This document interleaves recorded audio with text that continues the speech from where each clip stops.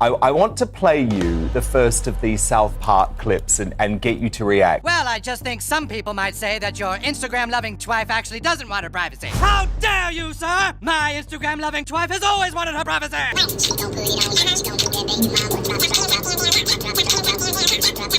It's the biggest piece of dog shit.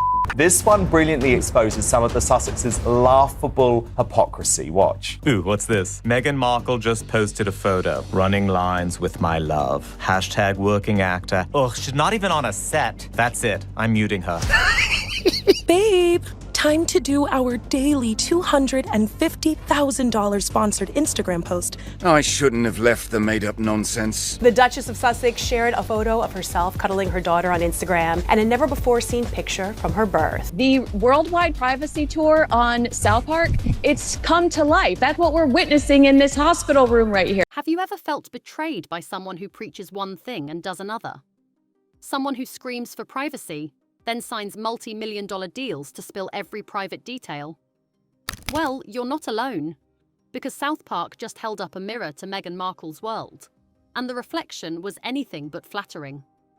This isn't just about comedy, it's about calling out hypocrisy at the highest level of fame, and it left everyone, from loyal royal watchers to casual viewers, speechless.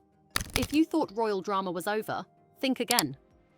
This latest roast might just be the most brutal takedown yet. These two are not sincere people. They say that they want their privacy while going on every television show, writing books, doing 6 hours of Netflix. They're not very likable, and people are tired of them. It's so quiet and empty here. If we moved her, then people would think we're really serious about wanting to be normal. It does seem perfect, doesn't it?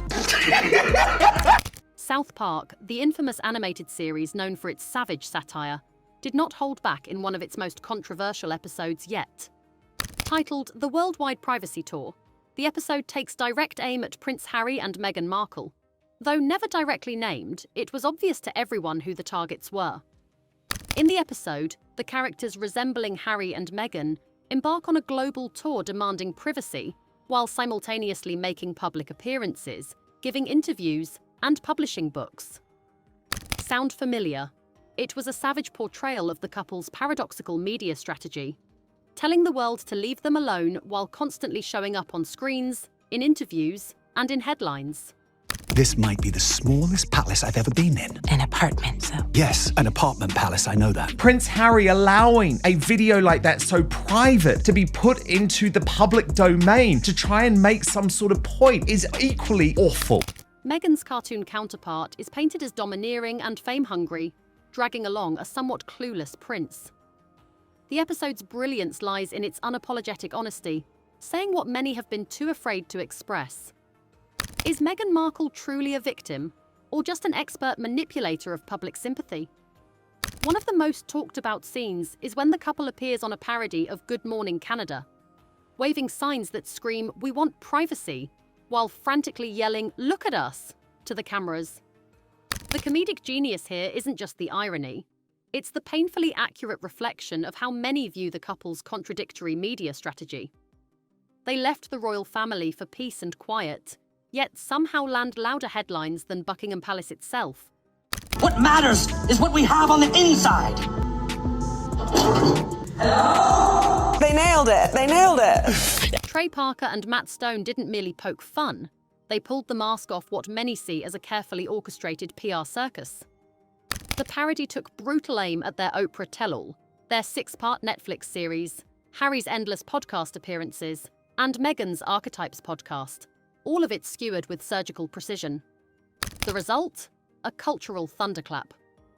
Within hours, clips of the episode shot across social media, TikTok stitches exploded with reactions, and media outlets from both sides of the Atlantic were scrambling to cover it. Can we rally him up here and finally have our own privacy? My love, I will do anything for your privacy. Yeah, I loved it. British tabloids wasted no time. One headline blared, "South Park rips the royals to shreds." But even respected American outlets couldn't ignore the wave. A columnist for the New York Post wrote that the satire was too close to reality to even be considered parody anymore. Online, it was absolute chaos. One tweet that racked up 1.2 million views read, South Park just did in 22 minutes what 4 years of royal drama couldn't: turn public sympathy into side eyes and sighs. Hashtags like South Park Royal Roast, Meghan Exposed, and Wow Watch were trending globally within 48 hours. Instagram Reels showed reaction compilations of people bursting into laughter, not because it was absurd, but because it was accurate. Hey. Did you know it's cold in there? Yeah. Must be an American thing. It's not. But wait, watch this. Amazing, right? Even royal insiders couldn't help but chime in. One former palace aide told a UK media outlet that the episode captured a sentiment people in the royal household have whispered for years, but couldn't say publicly. That sentiment: that Meghan and Harry have turned their personal grievances into a never-ending brand, complete with merchandise, documentaries, and now, unintended punchlines. The satire cut deep, particularly when Meghan's character is seen flipping through a children's-style book called Wah, a hilarious jab at Prince Harry's memoir, Spare. The mock book even featured cartoon images of Harry crying in various royal settings, under captions like, "Mummy didn't hug me enough," parodying the oversharing nature of his real-life narrative. You mentioned, where's this beloved privacy that they talk about? Yeah. We want privacy! We want privacy! They don't want attention. This is just so attention. It's rare for a single episode of an animated comedy to shift public perception, but this one did. Not because it was mean-spirited, but because it held up a mirror. And what it reflected was uncomfortable, especially for those still clinging to the belief that Harry and Meghan are misunderstood underdogs. As South Park made crystal clear, maybe they're not running from the spotlight. They're chasing it with everything they've got. Critics applauded the show for doing what few dared to do in mainstream media: hold up a mirror to the royal runaway couple's contradictions. Love them or hate them, Harry and Meghan have become global icons of irony, and South Park turned that irony into viral gold. Putting themselves on the world stage, using expensive PR, while demanding privacy, while writing books, while being on Oprah that had 50 million viewers. People who want privacy don't do that. The backlash was swift. Meghan and Harry's PR team reportedly went into damage control mode. Though no official lawsuit was filed, sources close to the couple hinted that they were very upset by the portrayal. But here's the thing: South Park has never been sued successfully by any celebrity they've mocked. Not Tom Cruise, not Kanye, and certainly not Meghan Markle. And while Meghan may have tried to brush it off, the impact was unmistakable.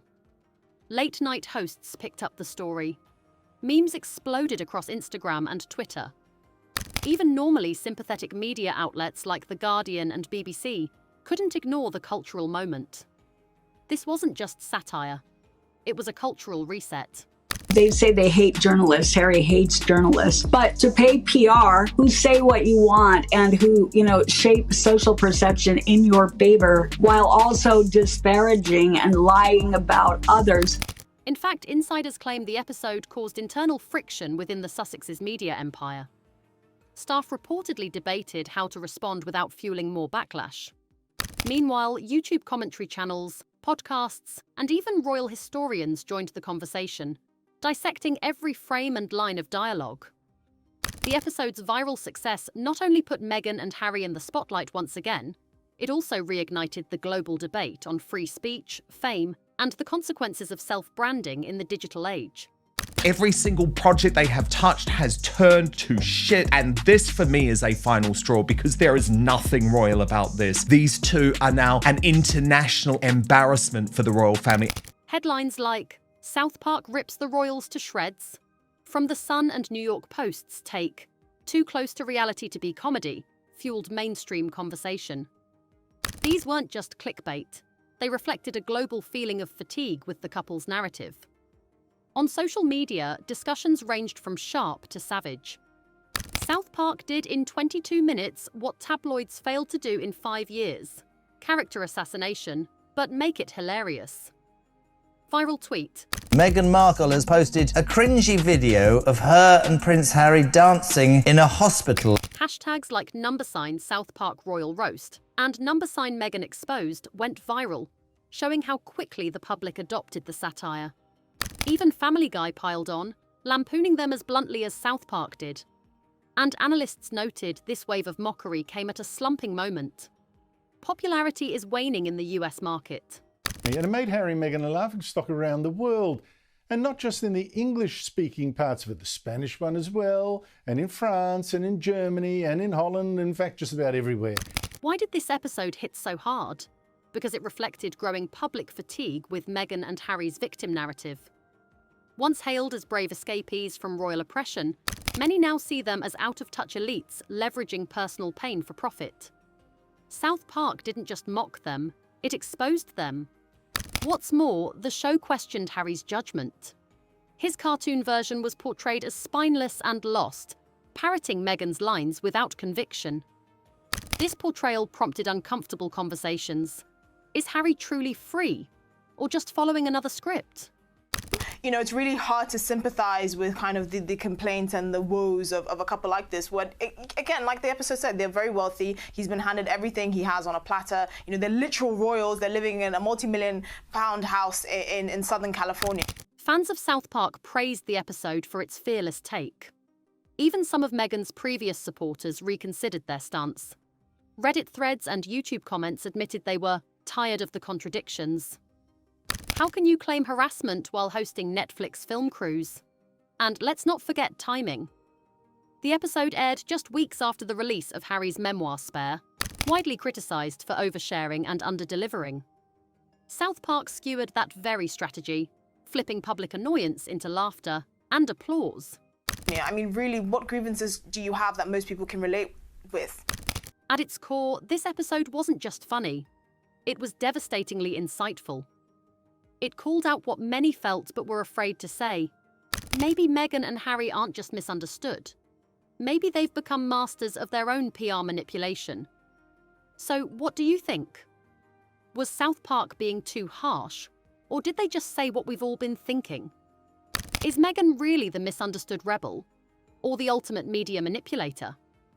Let us know in the comments, and don't forget to like, share and subscribe for more explosive breakdowns of pop culture's biggest moments. Because when truth hides behind royalty, satire reveals it with a crown and a cartoon.